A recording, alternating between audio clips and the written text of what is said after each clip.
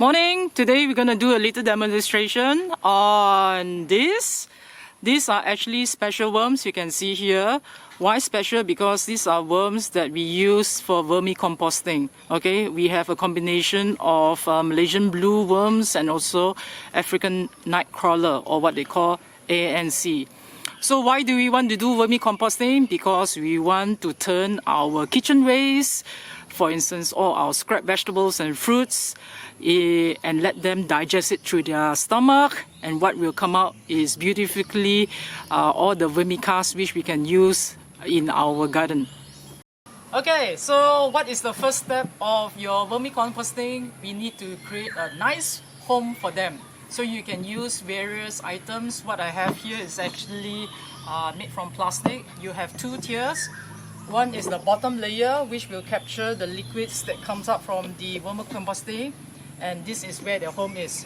So what is important about the vermicomposting home is it must have enough ventilation. So you can see at the bottom there are holes, and the tops there are actually holes for them to breathe. And another thing why ventilation is because if it's too hot, they run away.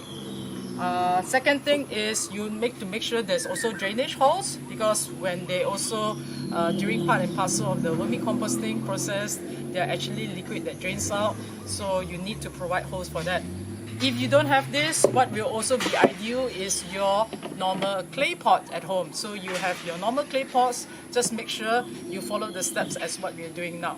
Okay, so the next step what we're going to do is, because we have holes at the bottom there, what we need to do is cover up the holes. So you can see now there's a close-up view of our vermicomposting home. So if you're using a plastic, just make sure you have the drainage holes. If you use a pot, which is quite nice, most of it already have the pre-existing holes there. So what we need to do is, first, because we don't want our worms to run away, we have to cover our holes. So what is quite nice is you have a mesh like this. So you want to make sure that it's actually quite small so that our worms don't run away. Place it down. So this is already measured to this home here. Once it's placed down, because our worms like to run away, next step to secure it is we actually have rocks. So what is nice about the rocks is we can use it, put it more at the side, because these are all the places where the worm can escape. We don't want them to escape because we want them to do our job. Alright, so if you're using a clay pot, you know, the normal growing pot at home, do the same thing. Just cut your wire mesh into around the base. Put your layer of stones here. Okay, next what we need to do, we need to make a very nice bedding for them.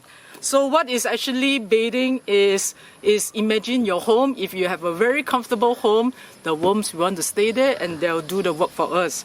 So what I actually like to use is we have a combination of, I have at home banana trunks. So these are actually banana trunks that I have chopped up. What is nice about banana trunks is actually the worms love it. It's moist and juicy, makes them stay. Another thing that you can use for this is you can actually use lots of paper. So you can have like 8 cartons. So these are not wasted. You can actually use it. So you can actually straight into pieces. What I like to use is why 8 carton is because most of it are there's no dye. If not, you can use newspaper, but try to avoid things like the paper, because paper they actually bleach it a lot with a lot of chemicals to make it white. So you say this is the best thing, you know, you get it with a lot when you buy eggs. So I've got some already that's shredded up, so you can put it here. What makes really nice home for our worms are actually this. This is actually the coconut husk or serabut from the kelapa. Now it's very dry. What happens is because it's very dry, the worms don't really like it. What we need to is moisten it up. So just water.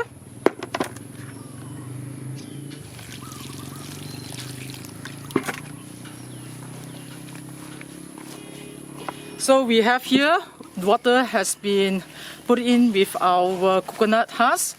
What you need to do is get it wet in the sense that You can mix it up, you know, like how you do for your coconut. You want to get your santan out, just squeeze, get all the water in to rehydrate our coconut husk again. What you want for our worm bedding is you want it to be just nice. So if it's too wet, you can see, you can just squeeze it out a little bit, okay? Then we can actually put it inside. Too wet, the worms don't like. Too dry, the worms will also don't like it, okay? So we just get it nice. So like I say, if it's too much moisture, just squeeze out a little bit of the water before you put it in.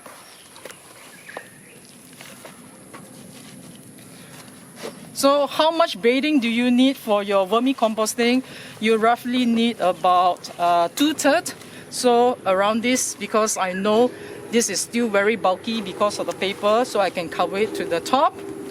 But if you use like a clay pot, you can make it into 2/3, and then later on, what you do is cover it. What we want to do now is, because this is a new home for the worms, just leave it for 1 or 2 days, okay?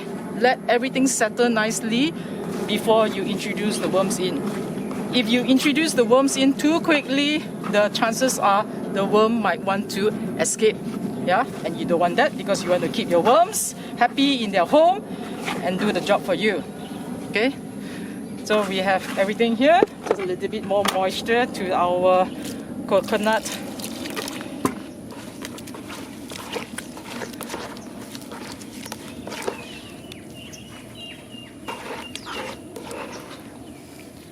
Alright, this is done now. So you can see it's quite nice. It's quite nice. If you feel that it's still a little bit moist, you can just put a bit of water inside there. Most important thing is leave it as it is first, because like I said, this is still a new home, and because I've also introduced the banana trunk, when it starts decomposing, there's a little bit of heat coming up. So this, let it settle for a few days, and then we can introduce our worms in. But again, like I say, vermicomposting is very simple. This is a very simple setup that you can do at home. And what is great about this is because it's a small container, you can actually put it in your kitchen, in your house. Great way to turn your kitchen waste into vermicast. So next video, we're going to talk to you about how to maintain your vermicomposting.